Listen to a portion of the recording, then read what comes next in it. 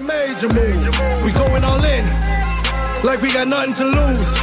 We making moves. We making major moves. We making moves. We making major moves. We making moves. Welcome back to my channel. I want to thank you guys for actively deciding to spend time with me. I'm just a guy in a Spider-Man mask, a cool one I might add. I'm not a financial advisor. I'm just providing information and content already on the internet, and I just read it and present it to you guys in a way that may reach you or may not reach you. Whatever the reason is you found my page, I'm grateful you're here, and thank you for spending time with me. Let's get into this.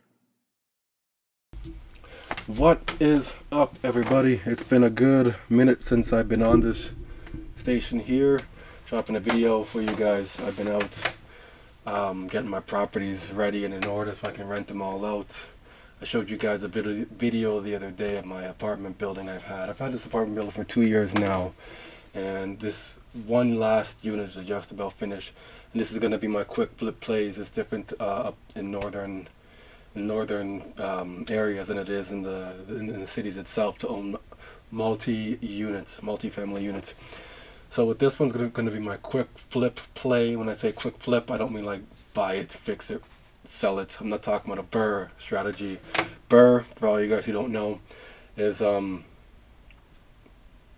shit, I don't remember the name. Was it buy, renovate, refinance, and repeat? That's what it is. There we go. BRRRR. Buy, renovate, refinance, repeat. BRRRR. You just keep doing that. That's not the strategy I'm going for here. If that's the first time you guys have heard that, write that down because you will hear that again. So, a quick flip. Let's see about the quick flip play for me will be that one unit will be an Airbnb. That's what I mean. So that way it has money coming in cyclical on a daily basis or a weekly basis, however long the individual is staying there. This property itself is right off the highway, so right on the main highway. So for people to want to stop off and go in there, perfect. There's like 3 Airbnbs in town. So if we can capitalize on that market, that is all us. And then the other 3 apartments in there are the long-term hold. So monthly basis, I have that. When my partner and I are ready to sell that property, that's our 3rd income from that property now. So for all you guys who are interested in real estate and are waiting for me to drop this information on you guys, have patience. I'm working on this. I'm just trying to figure this out, the best way to present this to you guys. I have not a framework. I'm not going to say a framework of it, but I have criteria down now of what I want to present to you guys, and that list keeps growing as well. And just know, now is not the time to buy anyways. It's not the time to buy. We still got some months to go still. I imagine Q4 should be fairly interesting. In the fall, things will probably fall. By things, I mean the CMBS, commercial mortgage-backed securities. Once that collapses, you better believe there will be a contagion that happens. But now that you guys know that, today's video is all about stablecoins. I like me some stablecoins, alright? Not like your USDC or whatever. I'm talking about your hybrid stablecoins, your wholesale stablecoins, the back-end stablecoins, the synthetic CBDC, narrow banking is what they constitute it or consider it in terms of how it operates. So I post on my Twitter. If you guys don't follow Twitter, jump on Twitter. I highly recommend you jump on Twitter. Give me a follow, give me a like, give me a subscribe, share the content. Life-changing stuff. It could be life-changing stuff. I'm not going to profess that it is, because nothing is guaranteed in life. The only thing guaranteed in life is change. But should this pop off the way that I foresee it happening, this will be a life-changing, this will be a coming to Jesus moment for you guys. I'm not religious by any means. I'm a spiritual person. I got spirituality and essence surging through this body itself. But let's just jump into this now. I don't want to make this too long. So I posted, looks like the global stablecoin regulations will be here July, and revisited revisited how the implementation. That's terrible grammar. I don't really proofread my stuff most of the time because I'm at work. I find this stuff. I find what I'm looking for and I post it. My goal is to get out as much as I can to the people that want it. Looks like global stablecoin regs will be here in July, and they'll be revisiting these regulation and the implementation in 2025, according to the PwC Consulting Group. So let's see what it says.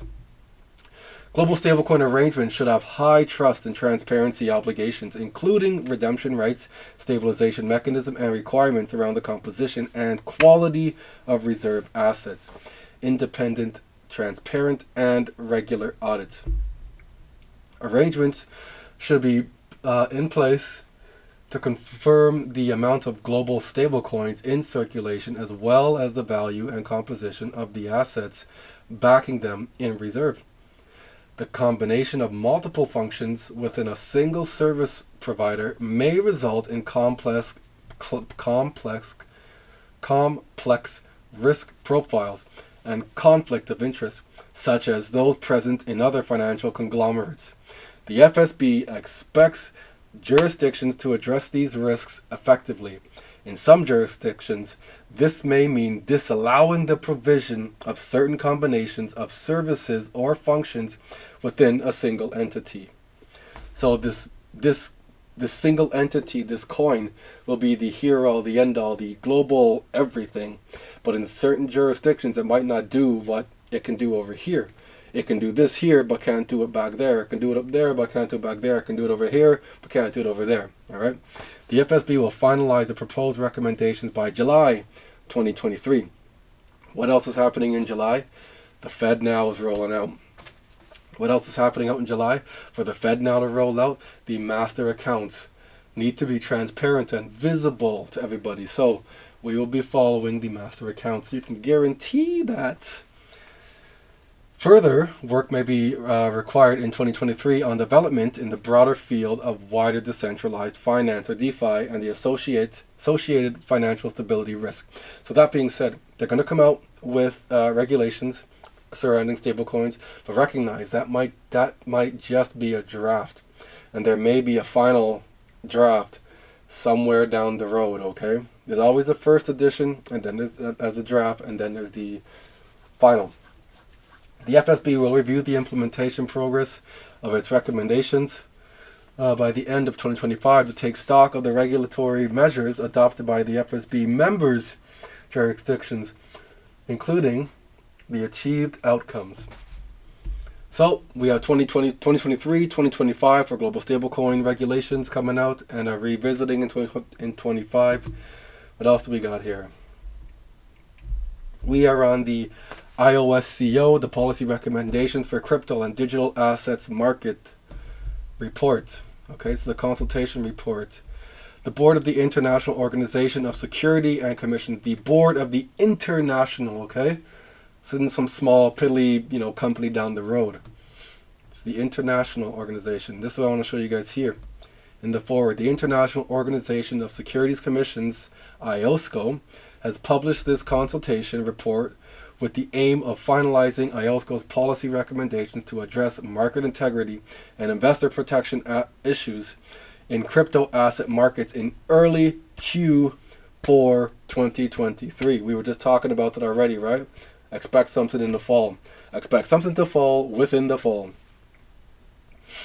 In line with IOSCO's established approach for securities regulations, the Crypto and Digital Assets Recommendations, DCA recommendations, are addressed to relevant authorities and look to support jurisdictions seeking to establish compliant markets for the trading of crypto or digital or virtual assets, hereafter known as crypto assets. Crypto assets. So the moniker now, cryptocurrencies, will be no more in accordance with IOSCO. Will other high-level entities pick that up? We'll find out. But next time you read IOSCO stuff, or when I read it, it'll be dubbed crypto assets. And read to include all relevant tokens in the most effective way possible. Feedback to the consultation process. IOSCO welcomes input from stakeholders. Who are stakeholders? Not us. It's these other entities there. Anybody else involved in the setting up of this. This has already been planned. That's why there's stakeholders, all right? If you were a stakeholder, you'd be in there too, but you don't know what's going on. That's why you're watching me. I don't know what's going on. That's why I'm researching here, all right? So, talking about stablecoins here. Finally, an indirect. Let me show you guys what I'm looking at here. This is page 44. Okay.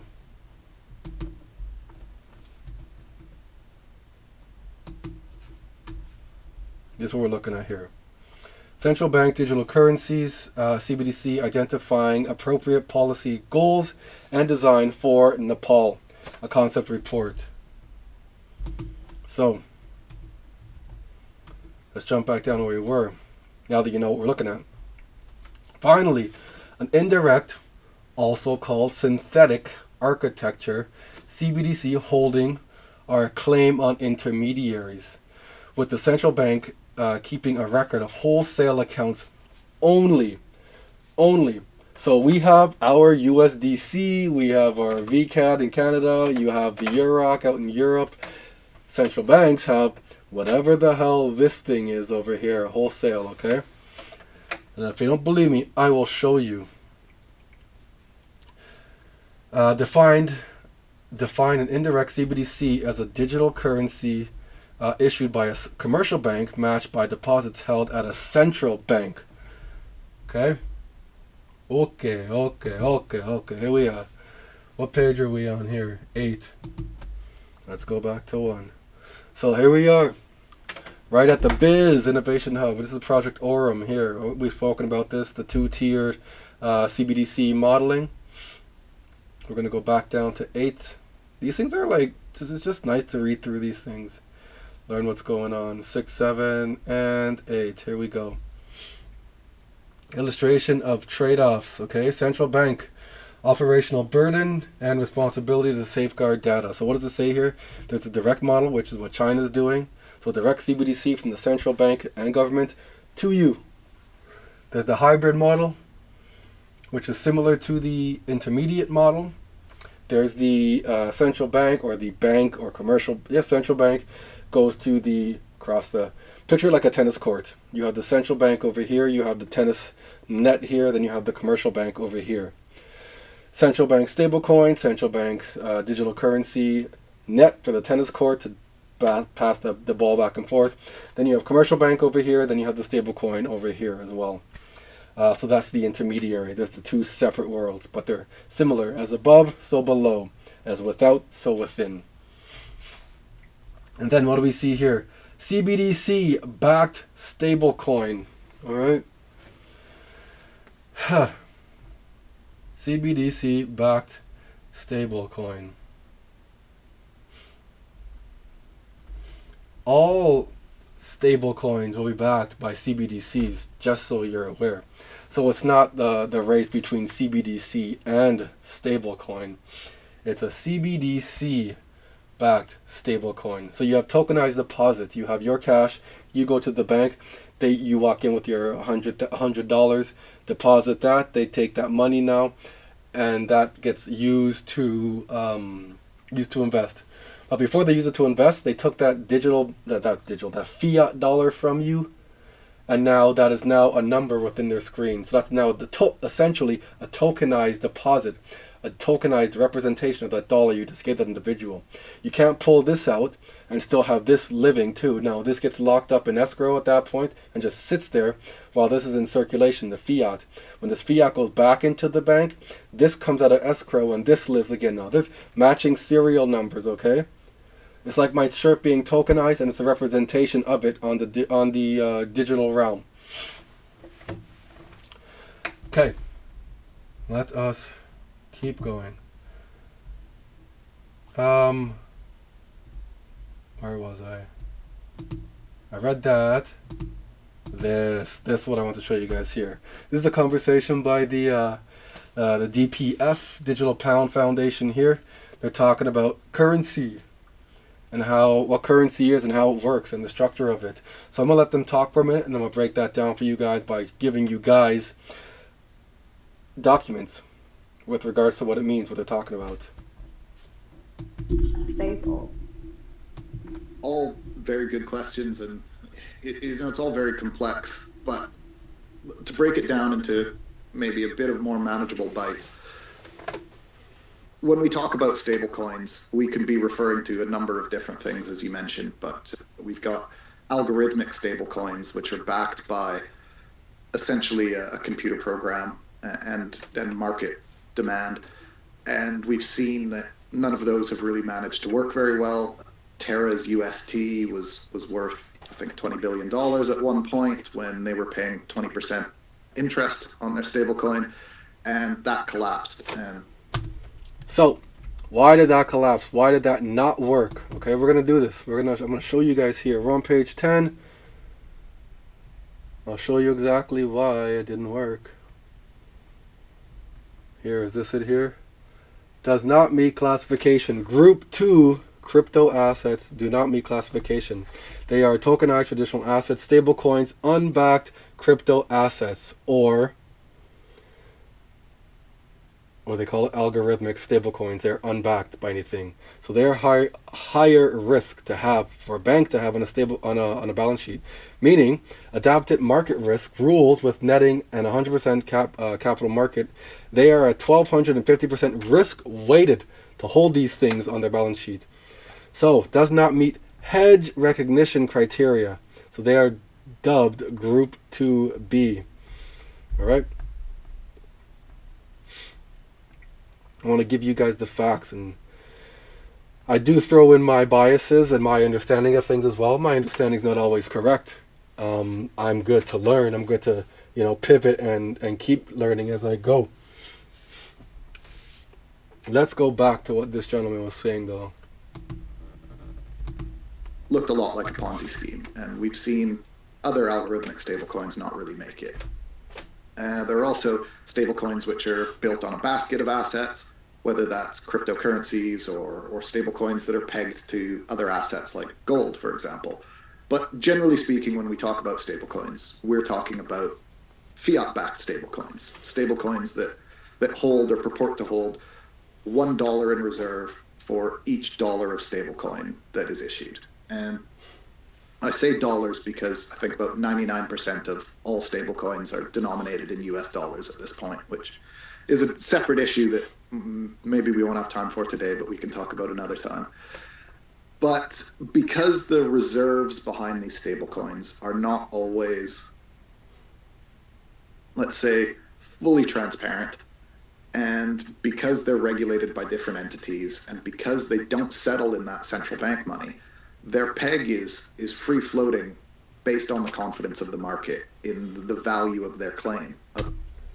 Who do we know that issues a stablecoin that is like that? Their treasury is not transparent. You don't know what they're backed by. You don't know who they're backed by. You don't know what they're backed to. Tether. This is Tether here. All right. This is Tether. I don't trust USDT. I don't keep anything in any stable coin, to just so you guys are aware. In Canada, the stable coins have been removed. That's not why I don't keep things in stablecoin. I don't keep things in any stable coins right now because there's no regulations yet, meaning there's going to be a black swan. If regulations are coming in for stable coins, you can expect a stable coin black swan or something that affects stable coins in some shape, way, or form, because everything needs a talking point. We had the FTX collapse, we had the Terra Luna collapse, we had the Celsius and the bank runs, and there has to be a talking point. There's no stablecoin talking point yet. So expect it, okay? Expect it to come. Of their IOU. And so we saw, and also these things are traded on decentralized exchanges where there's no regulatory guiding hand there to help steady the waters when things. I haven't looked for it yet, but I'm curious. Can you get USDT Tether on Uphold? I believe Uphold is regulated. I believe Kraken's regulated. Can you get that on there? I gotta check that out. I don't know if you can get that on there, so I'm not going to say no for a fact. But this gentleman here from the DPF, Digital Pound Foundation, stating that they don't exist on the regulated exchanges. Just something to think about. Things start to go wrong. And so we saw even USDC, which everyone looks at as being the safest stablecoin, lose the peg when the Silicon Valley bank run happened, because 8% of their reserves were held there. What was interesting is that that should have stopped the value falling below about 92 cents in a rational market, because if they've got 92% of their reserves not in SVB, then even if the worst case scenario comes true, you should be able to get 92 cents for your USDC. But it went down to 88 cents. And that's because there's, markets can be irrational. But on a day-to-day basis. Okay. So let me just go further into what he's talking about here, okay? So, classification conditions here. All right, in certain areas of this chapter, most notably for the purposes of credit market and liquidity risk, the prudential treatment of a bank's crypto assets exposure varies according to the prudential classification of the crypto asset. This is from the BIS. To determine the prudential classification, crypto assets must be screened on an ongoing basis and classified into two broad categories.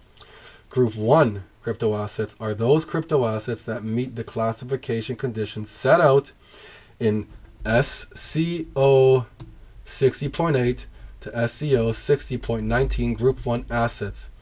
They consist of Group 1A, tokenized traditional assets that meet the classification condition. Group 1B, crypto assets with effective stabilization mechanisms that meet the classification conditions. And Group 2, this is the second broad category here. Crypto assets are those crypto assets that fail to meet the classification conditions set out in SCO 8 to SCO 60.19. Group 2 crypto assets consist of Group 2A, which are crypto assets including tokenized traditional assets, stablecoins, and unbacked crypto assets that fail to meet the classification condition, but pass the Group 2A hedging recognition criteria. Group 2B, all other crypto assets, i.e. tokenized traditional assets, stablecoins, and unbacked crypto assets that fail to meet the classification condition and fail the Group 2A hedging recognition criteria. So we're here talking about SCO 60.8 to SCO 60.19. I don't know if I'm going to go to 19, but let's just find out what that is, okay? There we go. So here we are, back on the BIS still. Just looking at the framework, okay? Classification condition 1. Classification, the crypto asset is either a tokenized traditional asset, or 2, has a stabilization mechanism that is effective at all times in linking its value to a traditional asset or a pool of traditional assets, i.e. reference assets. Tokenized traditional assets will only meet classification condition 1 if they satisfy all of the following requirements. They are digital representation of traditional assets using cryptography. This is your standard stablecoin now, your USDC. DLT or similar technology to record ownership. They pose the same level of credit and market risk as the traditional non-tokenized, so your fiat dollar in your hand, in your wallet, form of the asset. In practice, this means the following for tokenized traditional assets: bonds, loans, claims on banks, including the form of deposits, equities, and derivatives. The crypto asset must confer the same level of legal rights as ownership of their traditional forms of financing. Okay, so there it is too. Cash held in custody. The crypto asset, must confer the same level of legal rights as cash held in custody. In certain jurisdictions, bank-issued tokenized payment assets that are backed by the general assets of the bank and not by a pool of reserve assets may be referred to as a stable coin, notwithstanding how they may generally be... just rereading it. Generally be referred to within the jurisdiction. These assets may be included in Group 1A, provided they meet all the requisite conditions, and would not be assigned to Group 1B based solely on their commonly used local name. Crypto assets do not meet conditions set out in SCO 9 above if they first need to be redeemed or converted into traditional assets before they receive the same legal rights as direct ownership of traditional assets. That's terrible. Terrible. Through their specific construction, they involve additional counterparty credit risk and relative to traditional assets. Crypto assets that have a stabilization mechanism will only meet classification condition 1 if they satisfy all the following requirements. What are those? What are those? This is one of my favorite things to read from the BIS here. This just lays it all out. The crypto asset is designed to be redeemable for a predefined amount of a reference asset or assets. For example, 1 USD is equivalent to 1 ounce of gold or cash equal to the current market value of the reference asset. For example, the USD value of 1 ounce of gold. The value of the reference asset to which 1 unit of the crypto asset is designed to be redeemable is referred to as the peg value. So, there are some interesting theories with this. Global stablecoin, can XRP, XLM, XCC, can they be global stablecoins? In terms of how they're designed through their protocols, I don't know. I'm not a developer to understand that part, but what I read, it seems like they can potentially be, because XRP, XLM, XCC are convertible. They're very, very convertible. They're very interoperable, not with each other, not solely with each other, but with any other ecosystem out there, any blockchain out there, any coin out there, any offering out there. It can tokenize individual things on their blockchain or their ledger, whatever you want to call it. So whether XRP is backed by gold, I don't know. Whether there's, say, Pax Gold, and Pax Gold is a peg or reference asset for XRP itself, then you have that crypto asset backing this other crypto asset. I don't know how it's going to work yet. I'm still piecing this stuff together, but recognize I'm here working hard to make this make sense and put it in plain English. The stabilization mechanism is designed to minimize fluctuations in the market value of the crypto assets relative to the peg value in order to satisfy the effective at all times condition. Banks must have a monitoring framework in place verifying that the stabilization mechanism is functioning. The stabilization mechanism enables risk management similar to the risk management of traditional assets based on sufficient data or experience. For newly established crypto assets, there may be insufficient data and or practical experience to perform a detailed assessment of the stablecoin. So, we have I want to say a good concept of stable coins now. What I want to read to you guys, this came out 3 days ago from ABA, American Banker. Ripple begins work on a cross-border network for digital assets. I'm going to show you guys some unique language that's used here. Having already tackled cross-border transfers through its blockchain technology, Ripple is setting out to make its mark on dozens of digital currency projects by finding a new way to let them work with one another. To this end, Ripple recently released a CBDC platform, a product that enables central banks, governments, and financial institutions, all these people with money, to issue their own central bank digital currency and stable coins. So you will see central banks issuing a stable coin, right? They've already been talking about the UMU, is it? The World Money Unit, I think it's called, or something like that. The Unicoin, whatever the hell it's called. I don't know where I stand with that thing yet. I'm not sure how it's going to be working. I haven't updated myself on that, in all honesty. But this here states central banks will be issuing stable coins. I find that very interesting. Very, very interesting.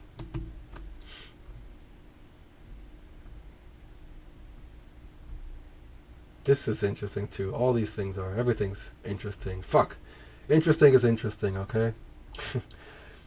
Just remember, there's a CBDC, a back-end stablecoin. There will be a back-end stablecoin. Is that the UMU? Is that XRP? I don't know. We'll find out. I have my intrinsic belief in the fact that XRP can potentially be a stablecoin.